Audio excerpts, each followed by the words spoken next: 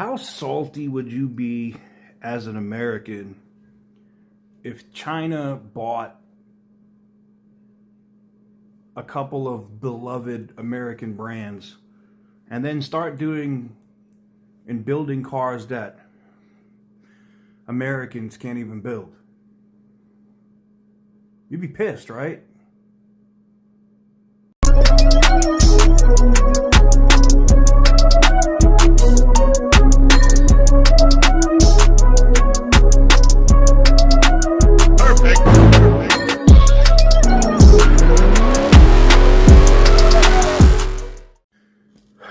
What is up, guys? Welcome on back to TK's Garage. And yes, if you saw the thumbnail, if you know about some of the stuff that's going on today, China is literally slowly, quietly trying to take over a lot of the automotive industry.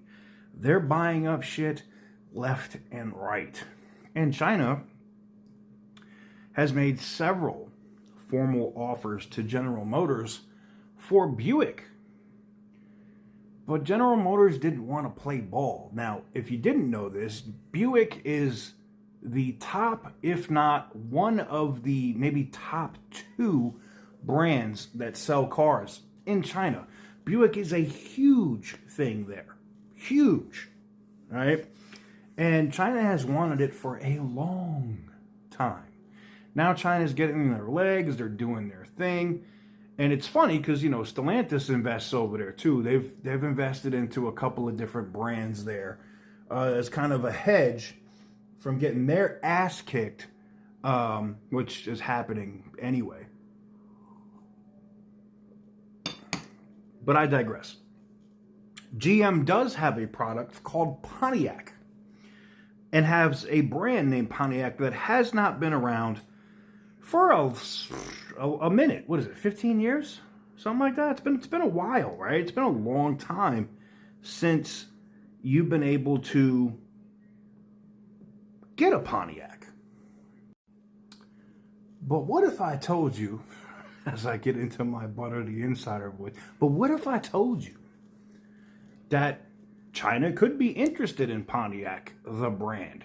And what if I told you that because of China's economic status, that they could manufacture cars here with way less, maybe even none, but way less carbon credits required than General Motors or Ford?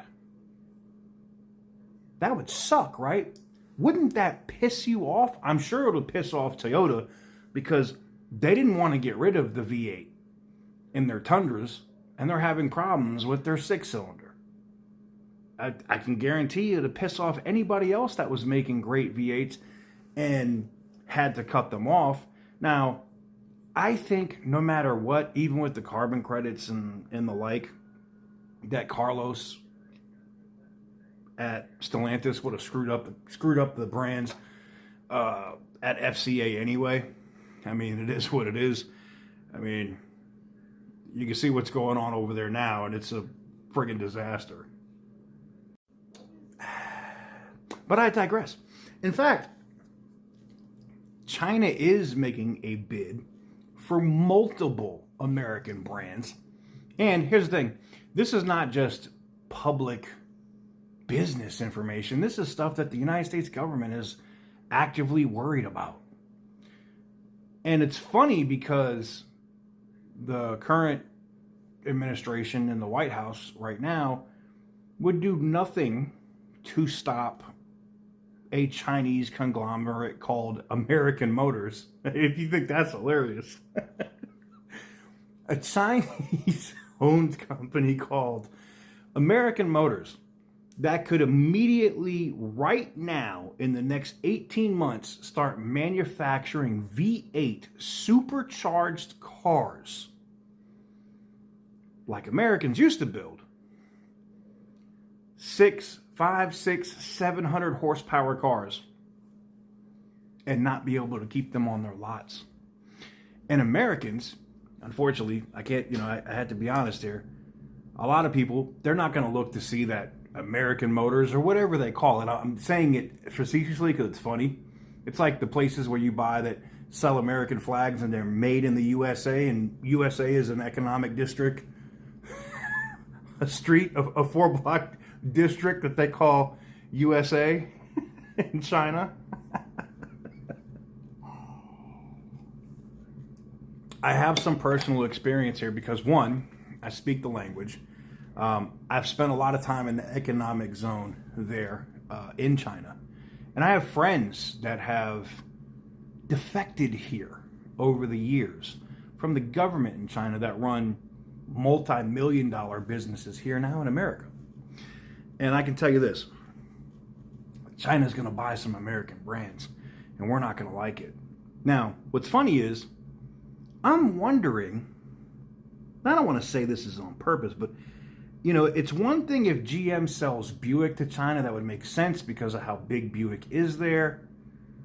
Selling Pontiac, a brand that they're really not doing anything with and could make a lot of money off of if they sold it to China, that could be huge. You know, it could be a nice fat influx of cash, and maybe GM's able to work something out with the Chinese government where they're able to sell other vehicles, you know, light SUVs and small trucks or something in China. That's a strong possibility. But the thing that is the most interesting to me is, you know, going over the numbers and looking at stuff again, is what if Stellantis, or what if Carlos, which is the CEO of Stellantis, is intentionally running Dodge into the ground to also sell them to American Motors or whatever the hell this Chinese company is going to be called that they're dropping here. Now, I know Carlos is hedging his bets at Stellantis, and I know he thinks that China is going to partner with him on hybrid and electric vehicles that China brings in here because of Stellantis' investment. Well, like most things, the French are wrong. Really wrong. And don't get me started on that, because we could talk about that for hours. But the French are wrong. Carlos is wrong. Look, you want to invest in China and leap and throw all that money into those cars over there? Have at, boss. Keep dumping that money and shit and not paying your bills here in America. And no worries, China will get that V8 supercharged car built here in America for less than you were able to build it. And yeah, see, the thing is with China, they're not going to give a rat's ass about the UAW or any other union. They'll put them in Alabama. They'll put them in Florida. They'll put them in Texas. And they'll manufacture those cars there. And yeah, China doesn't have to hire union workers. They don't. They're not going to. And the other sucky part about that situation is, you know, so people are going to be making, you know, probably okay wages, but not what they could be making for making those cars. And Americans are going to buy them up in such a craze because they're starved for it. Yeah, we know. We have the Dark Horse Mustang. Great. All right. Yeah, we have the Camaro for now. I mean, it's done. They're not making anymore. So what is that? The Mustang's it? No, China's not stupid. It's an awesome business opportunity for the government. They could literally, America can literally be the laughing stock in China to be like, look at these dumbasses. China can literally be like, look at these friggin' idiots over here. We're able to make cars that they can't over here and sell it to them, and they love it, and their own companies can't make them. How long did we'll never buy those. It'll never happen. Yeah, okay. Yeah, World War II vets said that too about BMW and Toyota. I'll wait. I'm just speaking facts. You don't have to agree with me. You don't have to like what I'm saying. If you don't like what I'm saying, then I would suggest you get on your phone to your congressman. I don't give a rat's ass what party they're a part of.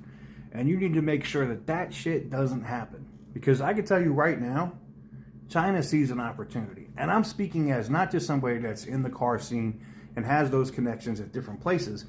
I'm speaking as somebody who's an intelligence analyst and has done it for over 20 years. And I can see the writing on the wall. I can also see the Chinese investment in different stuff here in America. I'm not stupid.